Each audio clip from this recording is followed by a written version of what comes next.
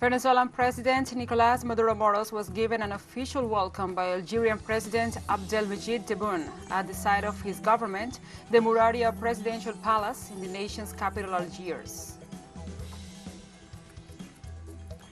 The Summit of the Peoples, a space for integration and unity of our Americas, where the voice of the excluded will be heard.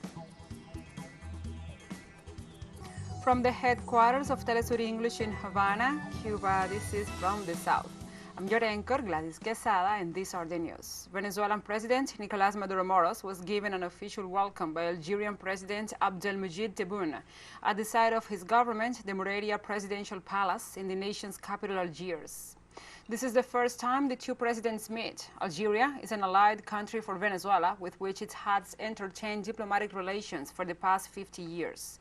Venezuela and Algeria have signed about 38 agreements on strategic and economic sectors for the benefit of both countries. This work visit is aimed at fostering cooperation in strategic sectors and to discuss all sales in world markets.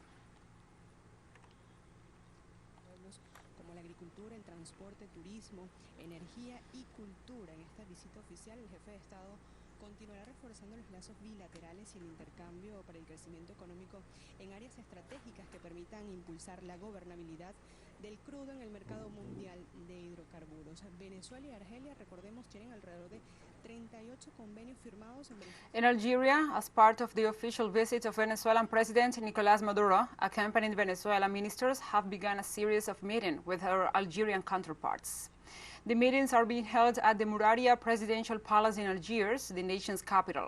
4 joint commissions have been set up so that the ministers of both countries may discuss agreements in different sectors like oil, telecommunications, science and technology, culture and tourism to further strengthen bilateral and diplomatic relations. Both countries have entertained cooperation and friendship relations for the past 50 years. Over the last few years, President Maduro has worked to consolidate agreements signed mostly with OPEC countries for the governance of the oil markets. The Venezuelan government has always expressed its profound gratitude to the Republic of Algeria for its support. Both countries have signed 38 agreements relating to 7 strategic sectors.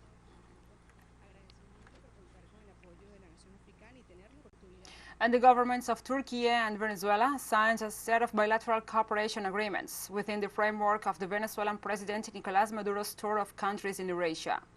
At the end of their meeting, the presidents of Venezuela, Nicolás Maduro Moros, and Turkey, Recep Tayyip Erdogan, held a press conference in the city of Ankara.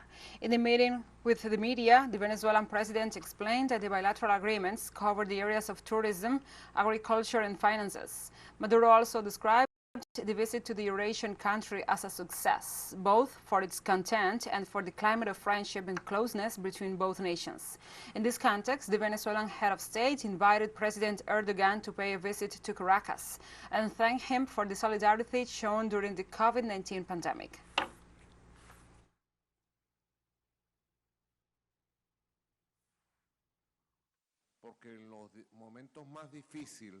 Because in the most difficult and uncertain moments of the coronavirus pandemic, Turkey was always there by our side to support us in all the necessary processes for health and to overcome the pandemic as we have managed to face it.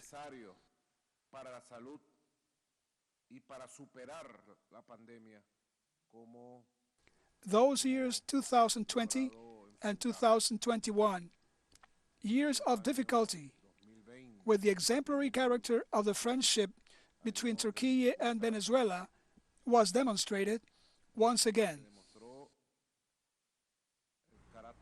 The Venezuelan president also emphasized that in his country there are favorable conditions for Turkish companies to invest in. It is the moment. I have told the president, I have told the investors, it is the moment for Turkish investors in Venezuela for tourism, mining, industry, logistics, banking, oil, gas, gold, coal, for Turkish investment in Venezuela. It is the moment. There are all the legal, political, economic guarantees, all the guarantees to go to a process of expansion in the relations between both countries. For his part, the president of Turkey, Recep Tayyip Erdogan, highlighted the cooperation between the two nations during the most difficult times.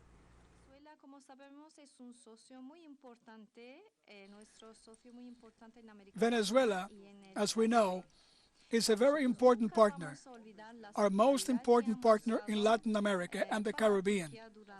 And we will never forget the solidarity it has shown to Turkey during July the 15th, and Venezuela was one of the countries that supported our government during the coup attempt, and we have also supported Venezuela in different areas.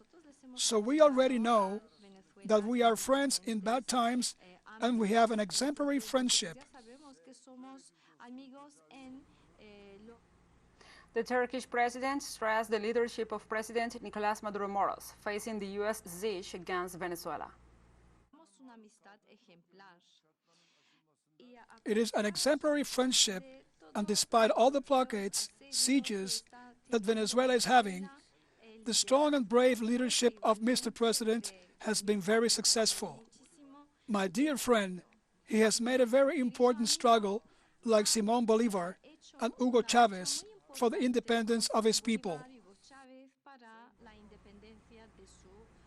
Now we move on to other topics. The Prime Minister of Peru, Aníbal Torres, denounced in a rally on Tuesday that Congress is still plotting with media groups to remove the President Pedro Castillo from power. The Prime Minister said destabilization attempts against the government continue, and he questioned the intentions of Parliament to blame the President for the third-party errors. The Prime Minister reiterated the importance of stopping destabilizing actions and of making citizens aware of the existence of such plans. According to the Prime Minister, such plans are underway in the country, but also in other Latin American nations that have been victims of ultra-right-wing movements.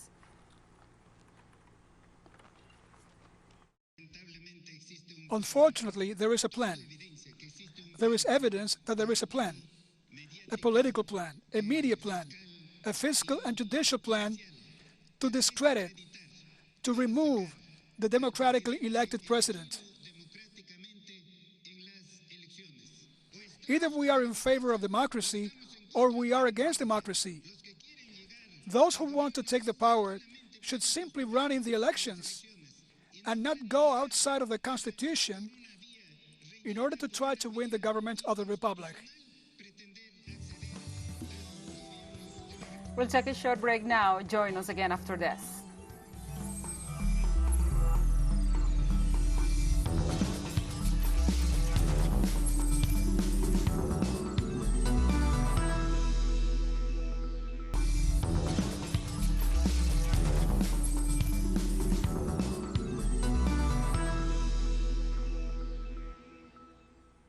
We are back. The People's Summit, held in the United States, is a Latin American meeting space that runs parallel to the Summit of the Americas. This forum brings together more than 200 representatives of community organizations, social movements, unions, and progressive forces of the region. The Community Technical College in the city of Los Angeles was the chosen venue for the first presentation, called Democracy for Whom and According to Whom. The People's Summit seeks to give voice to millions of people who are often excluded from the dominant official spaces and narratives, as in this case happened in the 9th Summit of the Americas, where the U.S. government decided to exclude the peoples of Cuba, Nicaragua, and Venezuela.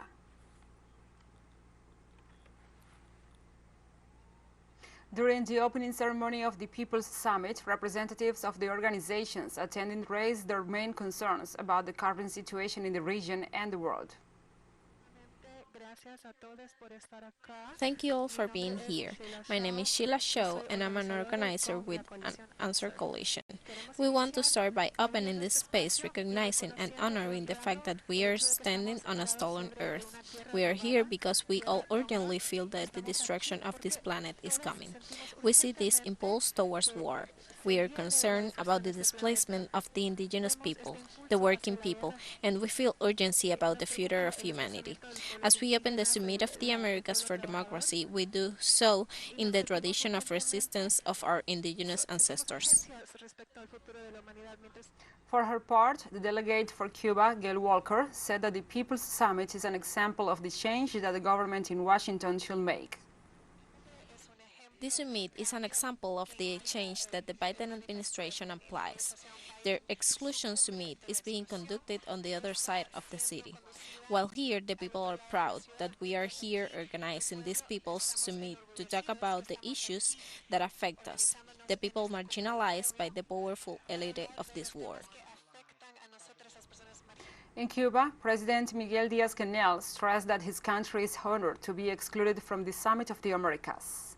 President Miguel Díaz-Canel described the U.S. government's attitude as a racist and supremacist one, while assuring that the nation is determined to apply the Monroe Doctrine in Latin America and the Caribbean. Díaz-Canel also said that Washington denied visas to representatives of the island's civil society in order to prevent their participation in the Summit of the Americas taking place in Los Angeles. The head of state also pointed out that the meeting lacks essential issues. In addition to Cuba, Venezuela and Nicaragua were also excluded from the meeting.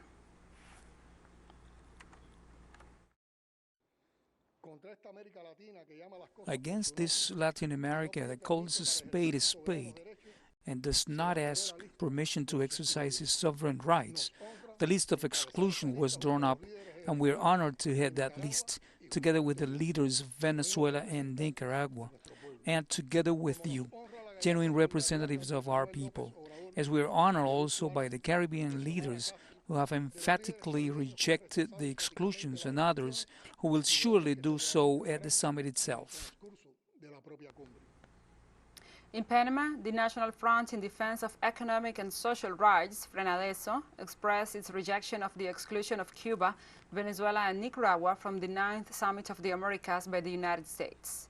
In a statement issued by the organization, also signed by the recently created People United for Life Alliance, they qualified as exclusive the meeting hosted by the U.S. and consider it is doomed to fail.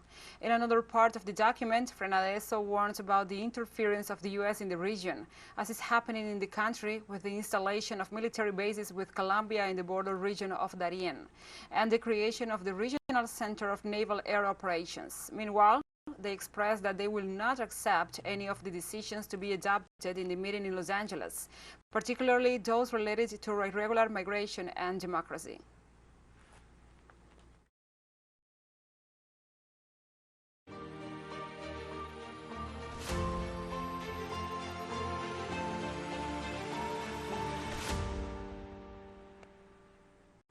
Now we address other topics. Russian Foreign Minister Sergei Lavrov met with his Turkish counterpart Mevlut Cavusoglu in Ankara on Wednesday to discuss the ongoing crisis in Ukraine and a possible sea corridor for the export of Ukrainian goods. The meeting comes after the United Nations suggested a cooperation mechanism between Russia, Ukraine, Turkey and the UN to ensure the export of Ukrainian cereals to the world market. The move is due to the importance of the cereal markets of Russia and Ukraine, which are the world's leading grain exporters and account for 30% of world wheat exports, 20% of corn exports, and 76% of sunflower oil exports. Russian Foreign Minister Sergei Lavrov said Moscow has not hindered a solution to the exports issue and is ready to cooperate with Ukraine to solve the problem.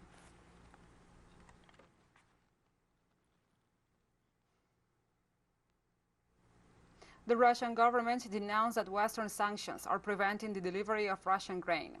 Kremlin spokesperson Dmitry Peskov noted that Russian President Vladimir Putin declared that in order for the volumes of Russian grain to be delivered to the international market, it is necessary to change the relevant sanctions, which were imposed and which affect the insurance of ships and the ban on the entry of Russian ships into European ports. Peskov also recalled the process of negotiations between Moscow and Kiev in Turkey, focused mainly on the export of grain. In this connection, Russian Foreign Minister Sergei Lavrov announced his country's readiness to cooperate with Ankara in exporting grain by sea.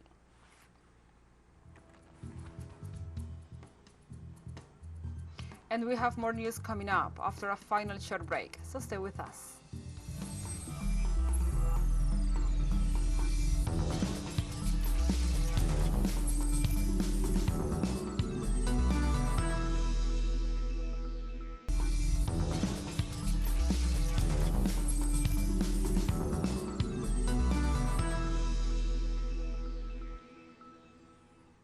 Welcome back to From the South. The World Health Organization, the WHO, reported over 1,000 monkeypox cases from 29 countries. WHO Director General Tedros Adhanom Ghebreyesus said in a briefing that so far no fatalities have been reported in those countries. The WHO chief stressed that this outcome was avoidable if countries work to control the outward spread of monkeypox through the identification of cases and also the possible contacts. Many of the cases that have been detected in the U.S. have been found among patients who recently traveled internationally. After the outbreak in the West began, some international observers criticized the apparent double standards of concern over monkeypox, a disease that has affected Central and Western African countries for decades.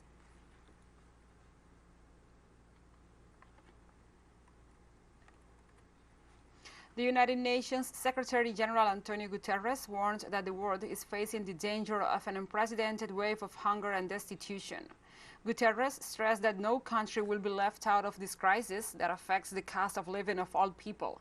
He also pointed out that food prices are near historic highs and fertilizer prices have more than doubled, and that the shortages will extend to all crops, including rice, with a devastating impact on billions of people in Asia and South America.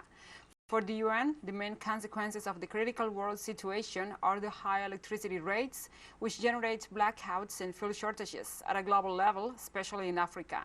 The Secretary General added to the list the financial situation affecting many developing countries, in addition to the risk of debt default and the economic collapse generated by the COVID-19 pandemic, the inequality of recovery, and the climate crisis.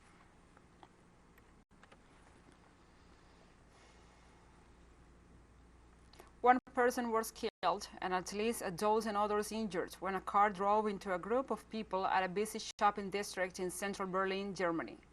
The driver was briefly detained by passers-by before being handed to the police after the car smashed through a shop front, according to a police spokesperson Thilo Koblitz.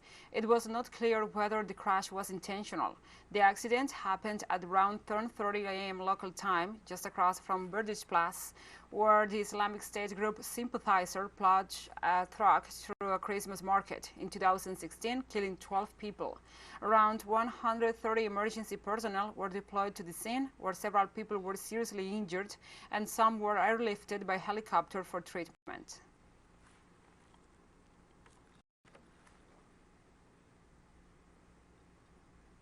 And Adama Bictogo, an executive of the ruling party in Ivory Coast, was elected president of the National Assembly. Adama Bictogo largely beat his opponent, Jean-Michel Amnoku, who 237 votes to 6. Bictogo, who already enjoyed the support of the Rassemblement des Autobaptistes pour la Paix, RHDP, also the majority in the assembly, received the rallying of the main opposition parties, including the Democratic Party of Ivory Coast, the PDCI, from which his rival Jean-Michel Amnaku comes. In a statement read from the gallery before the vote, opposition parliamentary groups, including the PDCA of former President Henri Konan Bedi and the African People's Party Ivory Coast, the PPCA of the former head of state, Laurent Gbagbo.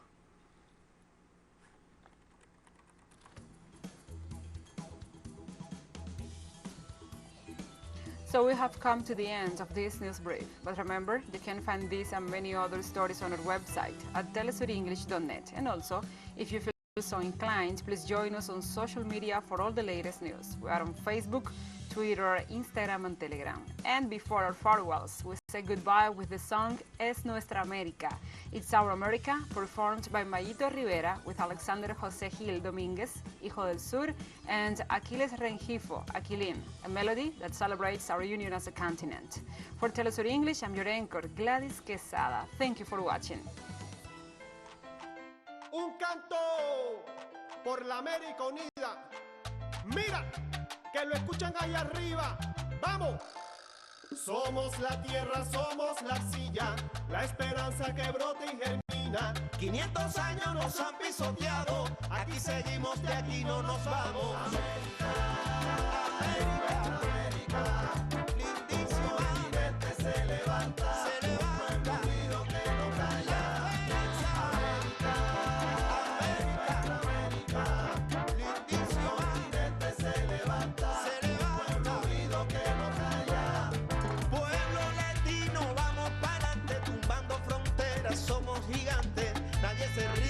Vamos para arriba, esa tierra es tuya y también es mía. Pueblo mestizo, guerrero y solidario.